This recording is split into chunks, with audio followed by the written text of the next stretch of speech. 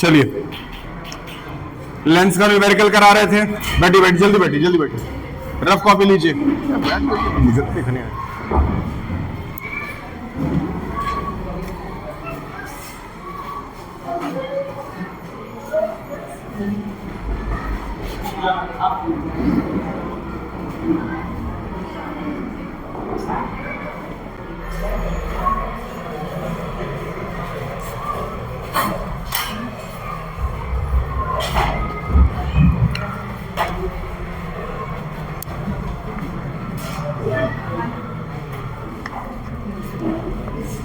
ठीक, एक normal numerical लेते हैं। लेंस का सवाल है।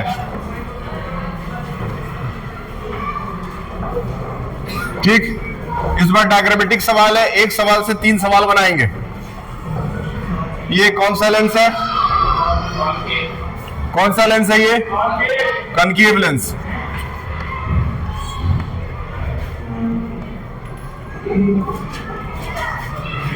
इसका फोकस राइट की लेफ्ट?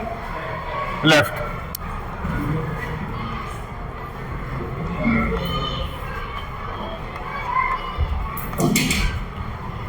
ठीक, ऑब्जेक्ट जो है बियॉन्ड 2f रखा है। कहां रखा है? ठीक, ऑब्जेक्ट बियॉन्ड 2f है। पहला सवाल, कंप्लीट द रे डायग्राम। पहला सवाल, कंप्लीट द रे डायग्राम। मैं बोला हूं 20 मिनट्स का क्लास है। क्लासेस छोटे रखूंगा लेकिन एग्रेसिव, इसलिए फोकस ज्यादा रखना। 20 मिनट फोकस करना है बस। कंप्लीट द रे डायग्राम। 20-20 मिनट करके फोकस लेवल बढ़ाओ। ठीक, पहला सवाल, पहले रे डायग्राम कंप्लीट करना है। तुरंत कॉपी में इसको पूरा करिए। रे डायग्राम बनाते हैं। अगर ऑब्जेक्ट बियॉन्ड 2f1 रखा है तो इसका रे डायग्राम क्या बनना चाहिए अकॉर्डिंग टू द रूल्स? चलिए, according to the rules what should be the position of the image? दूसरा सवाल, write the nature of the image. Write the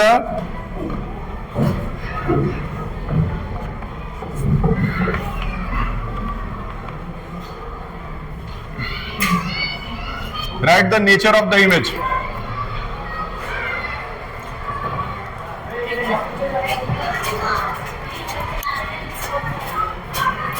Ravi ji वाला फोन मंगाए 3 वीडियो अपलोड करने की।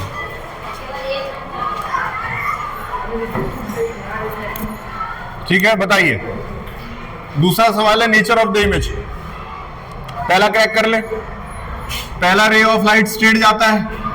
स्ट्रेट जाकर के डाइवर्जिंग लेंस से तो बाहर की तरफ निकल जाता है। उसके बाद it appears to meet at f1। It appears to meet at f1 मतलब वो f1 पे मिलता हुआ नजर आता है। रियलिटी में ऐसा हो नहीं रहा है। अच्छा, दूसरा रूल क्या कहता है? दूसरा रूल कहता है कि ऑप्टिकल सेंटर से होते हुए ये सीधा क्रॉस आउट करके बाहर निकल जाता है। इसमें कोई संचय वाली बात नहीं है। ठीक है, दोनों यहां टकरा रहे हैं, यहां पे इसका इमेज बन रहा है। क्लियर है? रे डायग्राम बन गया।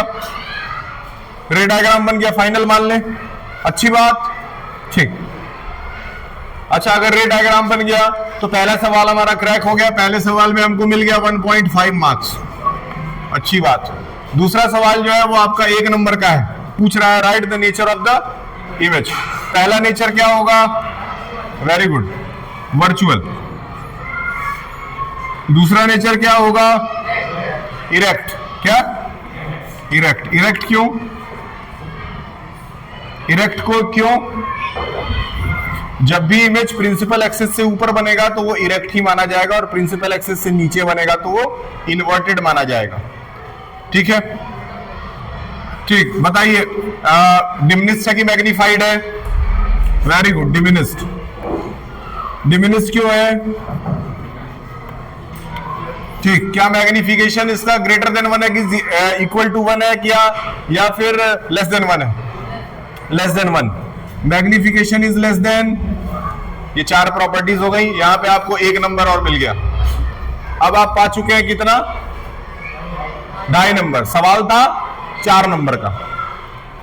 चल 3 ले लेते हैं। नहीं 4 नंबर का लेते हैं क्योंकि मेन न्यूमेरिकल बचा हुआ है। ठीक है, अब ध्यान समझिए। ऑब्जेक्ट डिस्टेंस था 15 सेंटीमीटर। ऑब्जेक्ट डिस्टेंस क्या था? 15 सेंटीमीटर। फोकल लेंथ निकालना था, फोकल लेंथ पता करना था, ऑब्जेक्ट डिस्टेंस यानी कि 15 सेंटीमीटर था, और जो आपने इमेज बनाया वो 3 सेंटीमीटर की दूरी पे बना। कितने पे? जरा फोकस की वैल्यू निकाल के दे। सिंपल। इसी तरह का सवाल बोर्ड में ये पूछा था 2025 में, नॉर्मल सवाल था। एक रे डायग्राम बना दीजिए, नेचर बता दीजिए, एक छोटा सा न्यूमेरिकल लगा दीजिए, 4 नंबर लेकर के घर चले जाइए।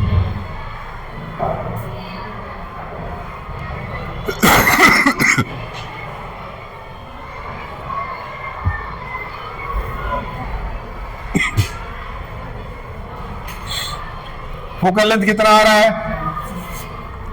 1/f is equal to 1/v minus 1/। हो सकता है कि डेसिमल में आंसर आए, लेकिन डेसिमल में ना लिख करके अपॉन में लिख करके छोड़ देना है। v की वैल्यू क्या है? 1/3 माइनस नेगेटिव ही लेंगे क्योंकि v नेगेटिव साइड दिख रहा है। डायग्राम बनने से यही फायदा है, नेगेटिव पॉजिटिव आराम से पता चल जाएगा, पहले से क्लियर हो जाएगा, कोई लोड वाली बात इसमें नहीं आएगी। फिर v, अच्छा u की वैल्यू तो हमेशा नेगेटिव होती है, इसलिए माइनस माइनस प्लस हो जाएगा और ये आ जाएगा 1/15। देख लो, अच्छा सवाल है, आराम से लगाया जा सकता है, इसको क्रैक कर लो। कितना आया? चलिए देख लेते हैं। 1/f इज इक्वल टू, इसको लिख सकते हैं 1/15 माइनस 1/3। 15 और 3 का एलसीएम 15, कट गया 1 माइनस, बताइए 5 आया, -4/, कुछ आया है क्या ऐसा? आपका ऐसा आया है? नहीं आया तो करिए, देखिए इसको। पहले मैं इसको लिख दिया हूं, बाद में इसको लिख दिया हूं, घुमा दिया हूं ताकि करना आसान हो जाए। ये 1/15 और -1/3 कर दिए, एलसीएम ले लिए, 15 आ गया, 15 से 15 1 बार में गया, और ये इससे गया कितनी बार में? 5 बार में, -4/15। सही है। अच्छा एक चीज और देखिए, ये देखने के बाद देखिए सीधी सी बात थी कि फोकल लेंथ हमेशा नेगेटिव में होना चाहिए, आंसर भी नेगेटिव में आ रहा है। क्लियर है? क्लियर है। अब अगर 15 को 4 से डिवाइड करोगे लगभग 3 पॉइंट समथिंग आएगा, मतलब 3 से ज्यादा आएगा। और ऑब्जेक्ट डिस्टेंस याद है कितना लिया गया था? 3 लिया गया था, मतलब फोकल लेंथ थोड़ा सा इधर पड़ रहा है। 4 नंबर का सवाल है ये। इस तरह के क्वेश्चन से 4 नंबर आपको मिलेगा।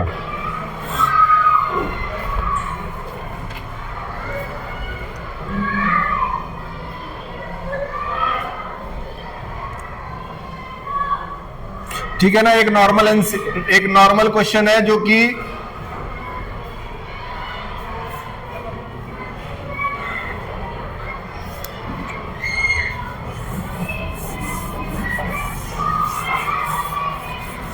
ठीक। अब आइए,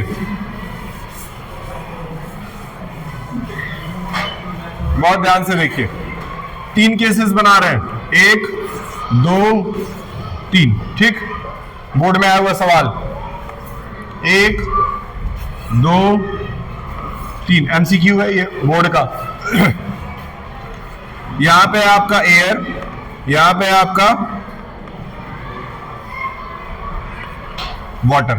ठीक है, ये आपका एयर, ये आपका ग्लास, और ये आपका एयर, और ये आपका डायमंड।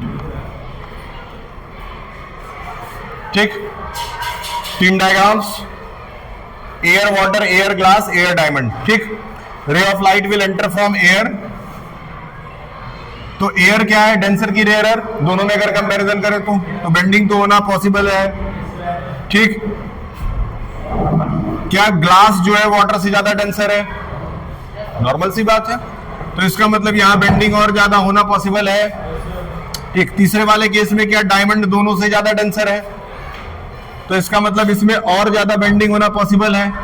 सही है, सही। अब ये बोला कि इस हिसाब से तो आपको दिख रहा है कि डायमंड जो है वो सबसे ज्यादा बेंड हो रहा है। तो बताइए सबसे सबसे सबसे कम रिफ्रैक्टिव इंडेक्स किसका है? सबसे कम रिफ्रैक्टिव इंडेक्स किसका है? हाँ,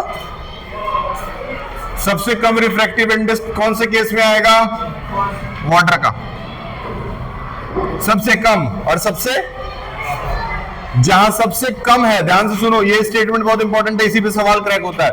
जहां पे रिफ्रैक्टिव इंडेक्स सबसे कम है ना, वहां पे बेंडिंग सबसे कम होगी। अरे कुछ भी बोल रहे हो क्या? ठीक है, जहां पे रिफ्रैक्टिव इंडेक्स कम है वहां पे बेंडिंग सबसे कम हुई है बेंडिंग। ठीक, यहां ज्यादा, यहां क्लियर है। अब सवाल ये दे देगा, सवाल क्या देगा? सवाल जो देगा वो देगा रिफ्रैक्टिव इंडेक्स यानी n, और दूसरी तरफ वेलोसिटी, इन दोनों पे कंपैरिजन करने के लिए इस पे बोर्ड्स में सवाल आएगा। सवाल क्या कहेगा कि मान लेते हैं कि रिफ्रैक्टिव इंडेक्स ऐसे नॉर्मली लिख लेते हैं, मान लेते हैं इसका 1.3 लिख लिया, इसका मान लेते हैं, लिख लेते हैं 2.33, और इसका मान लेते हैं 3.44, ऐसे नॉर्मली मान लेते हैं। ठीक है, अब ये तीनों रिफ्रैक्टिव इंडेक्स दे देगा, कहेगा वेलोसिटी सबसे ज्यादा किस में है, सबसे कम किस में है। लाइट की वेलोसिटी सबसे ज्यादा किस में है और सबसे कम किस में। यही चीज आपको पकड़ना रहेगा, जहां जितना कम रिफ्रैक्टिव इंडेक्स है लाइट की वेलोसिटी वहां उतनी ही ज्यादा है। यही सवाल है बोर्ड में। जितना, ये बस समझ जाना, नंबर जितना छोटा वेलोसिटी उतनी तेज, नंबर जितना बड़ा वेलोसिटी उतनी नॉर्मल सी बात। क्या प्यारा टॉपिक है ये, छोटी सी बात लेकिन मैसेज डायरेक्ट जाएगा घर तक, है ना। रिफ्रैक्टिव इंडेक्स जितना छोटा है वेलोसिटी उतनी क्या ज्यादा, और रिफ्रैक्टिव इंडेक्स जितना ज्यादा वेलोसिटी उतनी, क्या ये सबके दिमाग में गया? छोटी सी बात है। अब इसी पे एमसीक्यू बनाया था, आई होप कि तुम लोग गलत नहीं कर गया अगर इस तरह का कोई सवाल पूछता है तो। ठीक है, कोई दिक्कत? चलिए अब देखिए, कह रहा है अगर एयर से वाटर, याद रखो एनसीईआरटी में रिफ्रैक्टिव इंडेक्स को दिखाने का तरीका यह है, याद रखना एनसीईआरटी ऐसे दिखाता है। कुछ किताबों में रिफ्रैक्टिव इंडेक्स को दिखाने का तरीका न्यू है, न्यू इस तरह भी दिखाता है, तो इसीलिए हम लोगों को एनसीईआरटी वाले तरीके से चलना है। ठीक, अब देखिए एयर से वाटर का रिफ्रैक्टिव इंडेक्स 2.33 है, कितना? 2.33। तो हम लोगों को बताना है कि वाटर से एयर का रिफ्रैक्टिव इंडेक्स क्या होगा, कौन बताएगा? सिंपल सिंपल,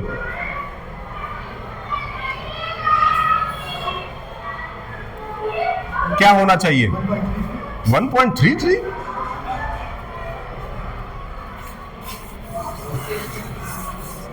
याद रखिए, याद रखिए, जब लाइट एयर से वाटर में गया तो कितना था? 2.33। अब बस क्या किया जा रहा है, सिस्टम को उल्टा कर दिया जा रहा है, उल्टा कर दिया जा रहा है। मतलब पहले एयर ऊपर था वाटर, एयर ऊपर वाटर, अब इसी का जस्ट ऊपर, इसको ऊपर क्या ले लिए? वाटर, और नीचे क्या कर दिए? तो इसका मतलब जस्ट इसका रेसिप्रोकल हो जाएगा, वाटर से एयर जाएगा तो 1/2 छोटी सी चीज है, सवाल इस पे पूछा था, भूलना नहीं है ये। एयर से वाटर जो भी रहेगा, वाटर से एयर जस्ट उसका अपोजिट हो जाएगा। और हमेशा याद रखना कि एयर से अगर वाटर का दिया हुआ है तो इज इक्वल टू 1 में वाटर से एयर का रिफ्रैक्टिव इंडेक्स लिया जाता है। ठीक, अब हम जब भी दोनों को मल्टीप्लाई करते हैं, यानी इसको इससे जब भी मल्टीप्लाई करते हैं, तो refractive index of water with respect to air into refractive index of air with respect to water, ये दोनों जब आपस में मल्टीप्लाई होते हैं तो आंसर क्या आता है? सिंपल। जब दो अपोजिट चीजें लड़ेंगी तो आंसर क्या आएगा?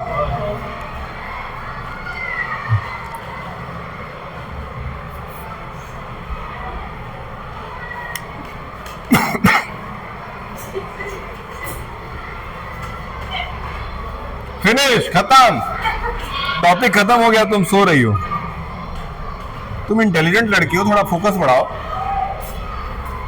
ठीक है, कोई बात नहीं, नींद आता है।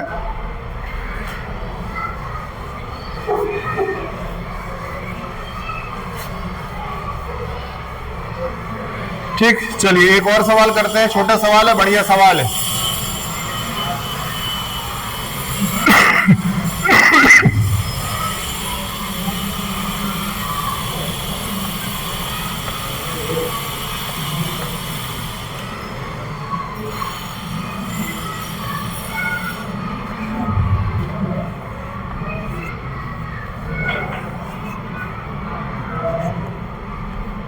देखो ध्यान से।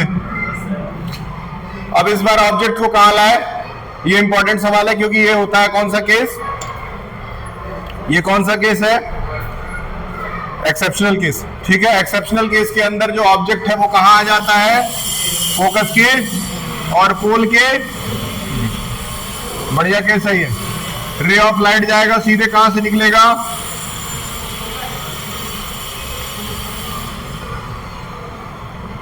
कोई दिक्कत, रे ऑफ लाइट जाएगा कहां से निकलेगा, कुछ इस तरीके से दोनों रेस जा रहे हैं। ठीक है, इसका सीधा मतलब कि यहां कहीं आगे जा करके तो ये मिलेंगे ही नहीं, क्योंकि ये एक दूसरे से दूर होते जाएंगे, तो इधर जाके तो कहीं मिलना पॉसिबल है नहीं, तो इसका मतलब they will appear to meet this side. तो अगर इसको हम आगे बढ़ाते हैं, ठीक है, इसका फॉर्मेशन यहां होता है, ये एक एक्सेप्शनल केस है। दूसरा एक्सेप्शनल केस आपका आता है कनकेव मिरर के साथ। कनकेव मिरर वाला केस देख लीजिए, इसमें तो हर एग्जाम में, अभी तो एलएफएस में पेपर हुआ है सेकेंड सेमेस्टर का, और वहां ये सवाल आया था 9th में, उन लोगों का 9th में भी आया था और 10th में भी आएगा ये फोकस है,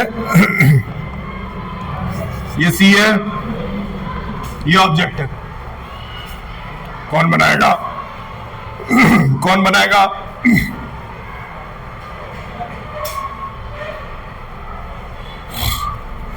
भूल गए हैं, इसको बनाना भूल गए हैं, कोई बात नहीं है, भूल गए हैं तो इसीलिए तो पढ़ाया जा रहा है दोबारा। बनाइए, शॉक ले लीजिए।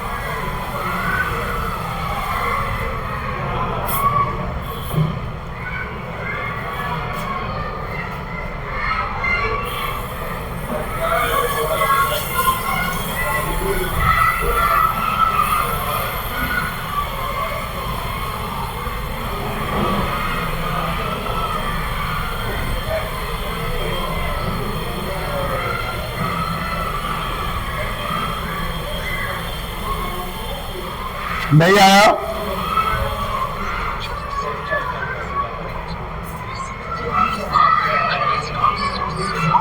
कोई बात नहीं, नहीं आया, बैठिए समझाते हैं, बहुत इंपॉर्टेंट ये सारे केसेस एग्जाम में उसको पूछना ही है। देखिए,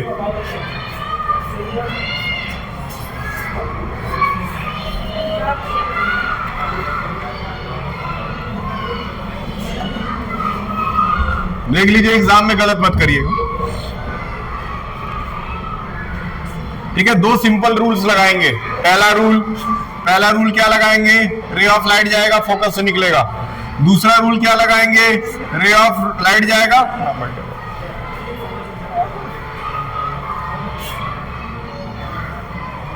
पहला दूसरा, ये दोनों पैरेलल नहीं है, ये भी दोनों लगा सकते हैं आप, वो भी लगा सकते हैं जो आप सोच रहे हैं, ये दोनों पैरेलल नहीं है, ये दोनों आपस में कभी मिलेंगे नहीं, इसलिए इसको क्या कर देंगे,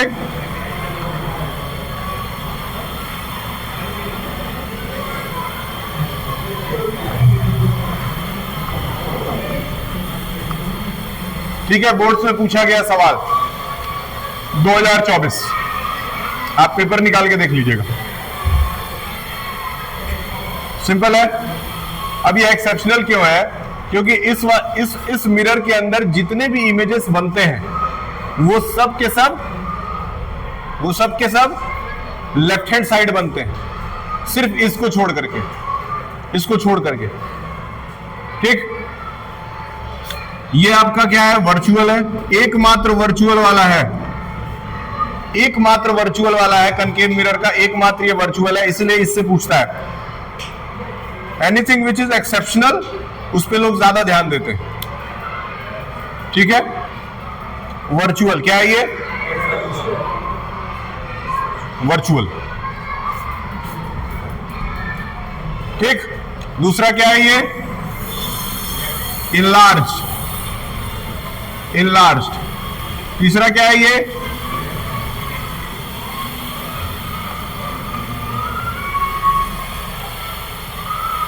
और कुछ हाईली मैग्नीफाइड या फिर मैग्निफिकेशन इज ग्रेटर देन। बहुत इंपॉर्टेंट है, इस पे सवाल आ चुका है, इस केस में जो फोकल लेंथ होगा वो नेगेटिव, V जो होगा वो पॉजिटिव और U जो होगा वो नेगेटिव। याद रखिएगा, हो सकता है कि माता सरस्वती कृपा हो तो इस बार आ जाए, है कि नहीं? दोनों लेंसेज के अंदर इसमें एक एक्सेप्शनल और उसमें एक एक्सेप्शनल, दोनों में वर्चुअल बन रहा है। दोनों देखो, दोनों फिगर्स देखो, दोनों में वर्चुअल बन रहा है, दोनों में इरेक्ट बन रहा है, दोनों में इनलार्ज्ड बन रहा है और मैग्निफिकेशन इज ग्रेटर देन। तो एक का याद दूसरे पे कॉपी पेस्ट कर दिए, हो गया। समझ में आ रहा है? मेहनत से पढ़ेंगे, रिजल्ट आएगा। ठीक है, भगवान कहते हैं तुम मेहनत करो तब तो मैं मदद करूं। भगवान यही कहते हैं, और हम कहते हैं मदद तो करो तब तो कुछ करूं, है ना? जब आप कुछ करने के लिए सही में निकल पड़ेंगे तो फिर भगवान आपकी मदद करेंगे। भगवान कमजोरों की मदद नहीं करते, याद रखिए। भगवान कमजोरों के साथ कभी नहीं रहते, उनका नेचर है अच्छे लोग साथ रहने का। इसीलिए लक्ष्मी हमेशा विष्णु के साथ रहती है, पैर दबाती है। इसीलिए शंकर भगवान पहाड़ पे रहते हैं लेकिन पार्वती उनके बगल में। ठंडी लग रहा है -30 डिग्री सेल्सियस, लेकिन शंकर के पास से नहीं जाएंगी। क्यों? ताकत, शक्ति।